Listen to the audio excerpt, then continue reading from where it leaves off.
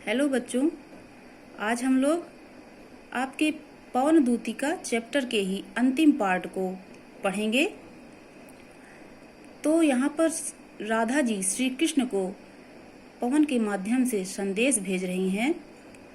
और उससे तरह तरह के क्रियाकलाप करने को कह रही हैं कि जिससे श्री कृष्ण को उनकी याद आ जाए। तो उन्हीं क्रियाकलापों में एक कार्य वह यह भी करने को कहती हैं पवन से कि ला के फूले कमल दल को श्याम के सामने ही, कि जहाँ पर श्याम बैठे हुए हों अगर वहाँ पर कोई कमल पुष्प का दल खिला हुआ हो तो तू उस कमल दल को वहाँ पर ले आना और थोड़ा थोड़ा विपुल जल में व्यग्र हो डुबाना। और वहाँ पर भरे हुए बहुत से जल में, विपुल मतलब बहुत से जल में व्यग्र हो डुबाना, अर्थात अधीर हो करके तू उसे थोड़ा थोड़ा करके बार बार डुबोना। यूं देना ए भगनि जतला एक अम्भोज नेत्रा,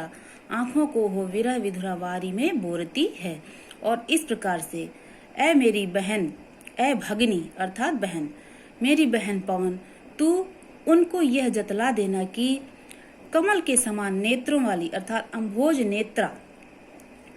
अर्थात कमल के समान नेत्रों वाली एक स्त्री है जो कि अपनी आंखों को विरह से भर करके बार बार जल में बोरती है, अर्थात बार बार डुबोती, अर्थात दिन रात अपनी आंखों में वह आंसू लाती है। ठीक है। धीरे लाना वहन करके नीप का पुष्प कोई, ओ प्यारे के चपल दृग के सामने डाल देना। और फिर वह पवन से कहती है कि तू वहीं पर धीरे से अगर कोई कदम्ब का पुष्प लगा हुआ हो तो कदम्ब के पुष्प को ले आना और मेरे प्यारे के चपल दृग अर्थात श्री कृष्ण के चंचल नेत्रों के सामने तू उसको डाल देना। ऐसे देना प्रकट दिखला नित्य आशंकिता हो, कैसी होती विरह विष में नित्य रोमांचिता हूँ। और इस प्रकार तू उनको यह जतला देना कि मैं नित्य आशंकित होकर के, उनके वियोग में नित्य आशंकित होकर के, आशंका से भर करके कैसे उनके विरह में नित्य रोमांचित होती रहती हूँ। बैठे नीचे जिस बिटप के श्याम होवे उसी का,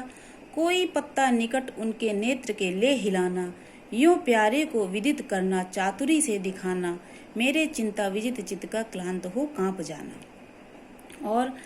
जिस वृक्ष के नीचे श्याम बैठे हुए हों, विटप अर्थात वृक्ष,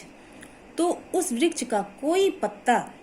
तू ले करके उनके नेत्रों के सामने इस प्रकार से हिलाना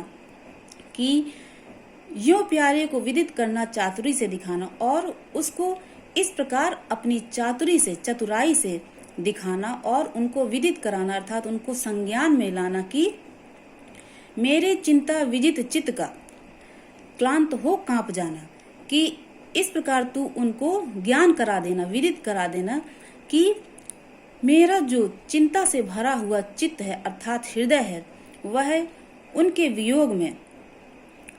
क्लांत हो करके कांपता रहता है, अर्थात दुखी हो करके हमेशा कांपता रहता है, जिस प्रकार वह पत्ता हिल रहा है उनके सामने। ठीक, तो इस प्रकार से तू उनको मेरे चित्त की याद दिला देना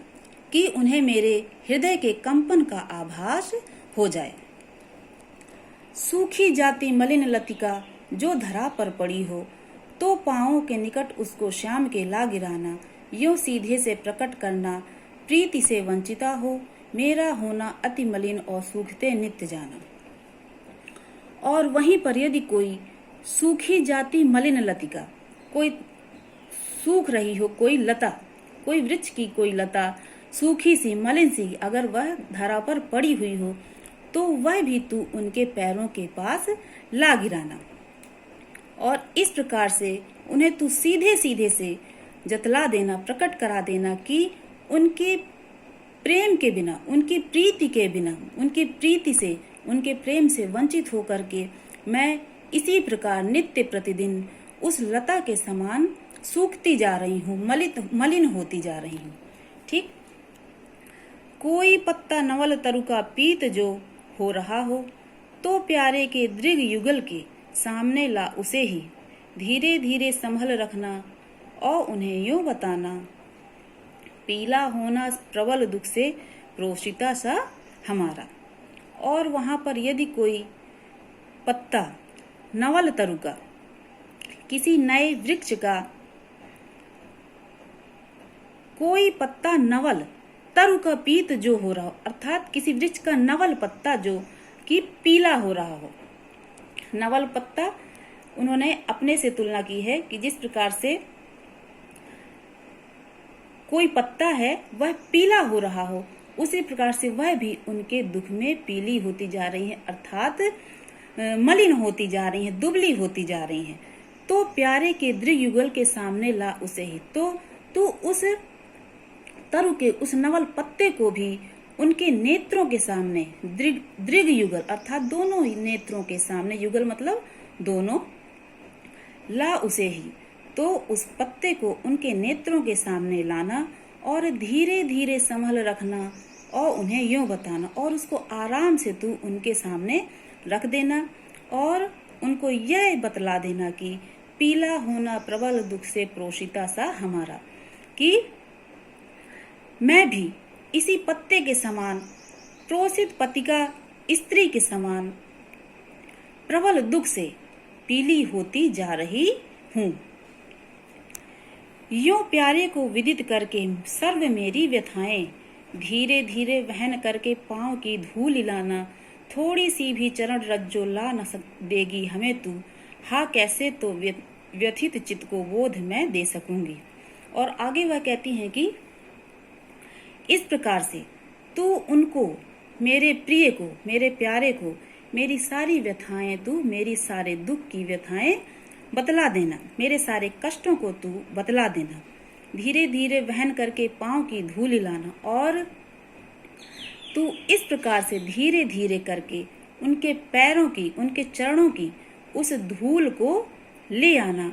अगर तू थोड़ी सी भी चरण रज, उनके चरणों की धूल मेरे लिए तू ला देगी तो हाँ कैसे तो व्यथित चित्त को बोध मैं दे सकूंगी। तो मैं उस चरण रज से ही, उनकी उस चरण धूल से ही अपने इस व्यथित चित्त को, जो कि उनके प्रेम से वंचित होने के कारण दुखी है, व्याकुल है, उसको मैं थोड़ी सी सांत्वना दे सकूंगी। पूरी होवे ना यदि तुझसे अन्य बातें हमारी, तो तू मेरी विनय इतनी मान ले और चली जा, छू के प्यारे कमल पग को प्यार के साथ आजा, जी जाऊंगी हृदय तल में मैं तुझी को लगा के। आगे राधा जी कहती हैं कि यदि तुझसे ये सब बातें जो मैंने तुझसे कही हैं ये भी पूरी ना होए, तो तू मेरी इतनी सी विनती मान ले और उनके पास चली जा, छू के प्यारे कमल पग को प्यार के साथ आजा और उनके कमल के समान चरणों को छू करके ही, प्यार से स्पर्श करके वहां से चली आ, जी जाऊंगी हृदय तल में मैं तुझी को लगा के, और मैं तुझी को ही अपने हृदय से लगा लूंगी, क्योंकि तू मेरे उन श्री कृष्ण के कमल पग को, चरण कमलों का स्पर्श करके आई है, इसलिए मैं तुझी को अपने हृदय से लगा करके संतुष्ट हो जाऊंगी, अर्थात मैं थोड़ा सा जी जाऊंगी और अपने हृदय को शांत कर लूंगी। ठीक है बच्चों, तो आपका ये पवन दूती का चैप्टर आज खत्म होता है। तो इसकी आप लोग घर पे व्याख्या अपनी कॉपी पे करेंगे और अभ्यास करेंगे।